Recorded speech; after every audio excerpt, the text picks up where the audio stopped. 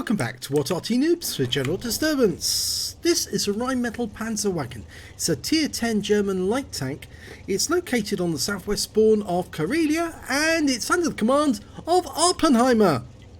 Well, the last time you saw this tank it was on Muravanka and he managed to get a very nice win on that battle. Let's see how he gets on in this one. Rheinmetall Panzerwagen, second fastest tank in the game. Top tank is the Panzer 1C. This one will do 75 kilometers an hour. And it's a oscillating turret with a trunnion. And I'll point the trunnion out in a sec because he's already spotted his opposite number, the EBR 105, making a quick dash into the field. He knows he's been spotted and he's pulling back. There's a Progetto 65 over by the cliff. Try and get a shot on that. Puts one into the engine bay, 339. Now, with the standard APCR, he can get alpha damage of 320. Puts another shot into the Progetto, but it's a low roll, and pulls around this corner into safety. Now, yes, the oscillating turret, the trunnion. Well, the trunnion's that little round thing just behind the mantlet. It's a sort of like pivoting bracket that enables the gun to move in an oscillating fashion. And that's how you should deal with EBRs. Wipe them out as the vermin they are. Yes. I'm sorry, I don't like EBRs. Wheeled vehicles should not be in the game. They break the game. Okay, well, rant over for the moment. Let's watch exactly what Awppenheimer does. Well, he's changed his track. He's actually headed over towards the horseshoe.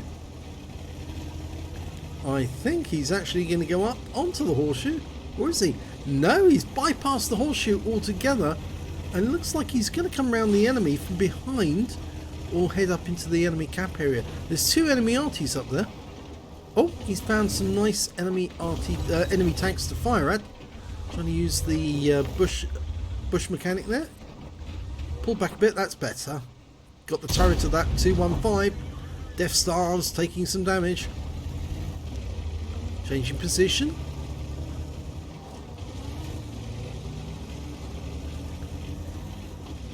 Now this tank is a very good support tank, but it has virtually no armour whatsoever. The metal on the turret is as thin as 20 millimeters. Really, really thin. Really only designed to stop machine gun bullets and small arms. Not supposed to take or stop rounds from a Death Star with a 183 millimeter gun. It does have a rather nice hit pool, the Panzerwagen. And always picked up some spotting assist there. In fact, he's managed to get a spotter badge straight off the mark. Now, there should be some enemy Arty up here. And if that Griller doesn't spot him, using the bush mechanic. Yep, nice hit. And he can stay here and finish that Griller off, actually, if he's not careful. He's not being spotted. And another round goes in. Just pull round. Oh, was he seen? Yes, he was. He's been seen. Move, move, move, move. Oh, takes another round from the Progetto, but the thing is now he has been spotted. They know he's here and the Progetto's coming to try and get him. So he's got to try and get out of here because otherwise that Progetto is going to make mincemeat of him. There he is, he's making his approach. Takes another round, but it's only 83 because he's firing HE at the moment. You need to switch to the APCR if you can. That's one of the other bad things about this tank is it takes a round from the Griller. He was proxy spotted. You only get 35 rounds of ammunition in this tank, so you need to be careful how you use your ammo. And he spotted both the Arty, but he's bypassing them, turning around, coming back down again. Now, can he get shots on that Griller? Yes. Puts another round in. Getting his own back on the Griller. He tracked him actually as well. And another one in. Lost sight of him. Needs to reacquire. There he is. Okay. And finishes him off. Nicely done. That's in return for all of that hit points he lost. The 762 hit points that he lost to that one shot from the Griller. There's the Object 261. Puts one into him. Using the HE. Oh, and the 261's gone down. There's only 3 enemies left. and they're all on the west side of the map. 2 Death Stars and a Nudes. Now this is where being the fastest tank in the battle really does help. He can get over there quickly, find out where they are, and then let his teammates finish them off. Looks like he's headed towards Quickie Baby's ramp to get some initial spots, or is he? No, he's bypassing the ramp. He's actually going to go to the lower end of the swamp. I think he anticipates they've actually gone a lot further south. But the Udes is actually behind him, which means the Death Stars are probably in the northwest corner.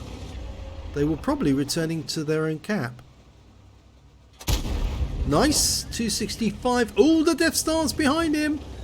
He did manage to get a long way south. So Awppenheimer was right to go down to the south end. In fact, both of them are there, and they're both in the cap.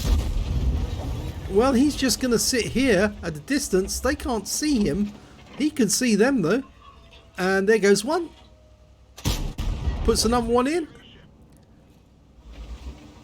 And the Death Star just can't see him. Too far away. And another one in. He's firing the heat rounds now.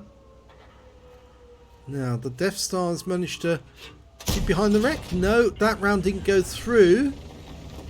He's trying to, if you look at the ring circles on the minimap, you can see that he's trying to stay at maximum range. So, of course, the view range on this light tank is actually quite good. Another shot goes into the turret. One more or two more? 2 more, I should say. And that's it. They've capped out at the other end. Oh, it's a pity. Could have got that last kill.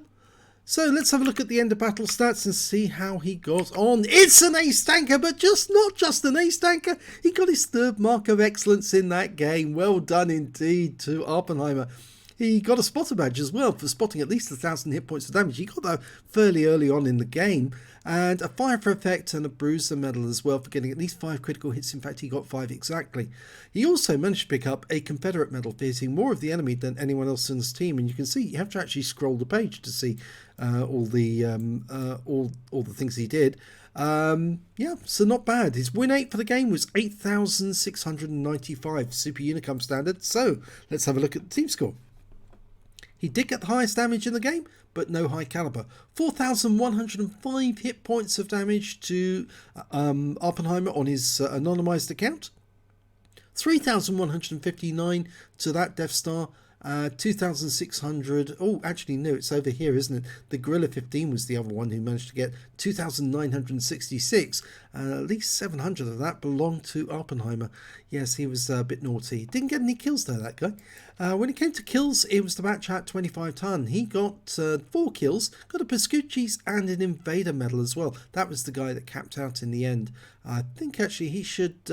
think about letting Awppenheimer take out that Death Star in future, or in fact letting the team take out the Death Star. They could easily have earned more XP if they'd allowed him to get his shots in. 3 kills to the other Death Star on their own team, and 2 kills to Awppenheimer. When it came to base XP, it was Awppenheimer. Yes, 1,095. He's the only one who managed to get over 1,000 base XP. 834 to the 113, 807 to the Batchat. He fired 19 rounds, got 18 direct hits and 12 penetrations. Splash damage on 4 as well. I think one of those was the EBR. 4,105 hit points of damage, of which 3,626 were at more than 300 meters. So he was doing a lot of long range shooting. In fact, I think most of the shots on that Gorilla were at long range. 3 hits received, 3 penetrations, 2 which came from that Progetto, and the other one came from that Gorilla. Yes, that was the nasty one. 6 enemy vehicles spotted, 9 enemy vehicles damaged, 2 killed, and 3,761 hit points of spotting assist. And he also managed to get 35 defense points when he took out the Death Stars in the cap. On a premium count, he earned 71,901 credits, and after repair, ammunition, resupply and consumables, he actually made a small loss. I'm afraid 1,633 credits, but it's minimal. He did have to fire some premium ammo towards the end. I'm afraid the curse of the Rheinmetall Panzerwagen is that it does have very limited ammo capacity, only 35 rounds, and therefore you're going to have to dip into the heat rounds at some stage or other. He got 2 bonds for the awards for the Confederate and 13 for the battle, took home 15. And he received 1,642 XP, no multipliers, so that's all he took away. But a very nice, excuse me, very nice 3rd mark of excellence and ace tanker in the Rheinmetall Panzerwagen. Now he's going to have to find another tank, the 3 mark. Yes, like skill for LTU, he does have the problem of actually finding tanks that haven't been marked yet, so he can get the 3rd mark on them. I think he is working his way down the Swedish line, so I'm sure that we'll be receiving some replays where he's 3rd marked some of the Swedish tanks in the future.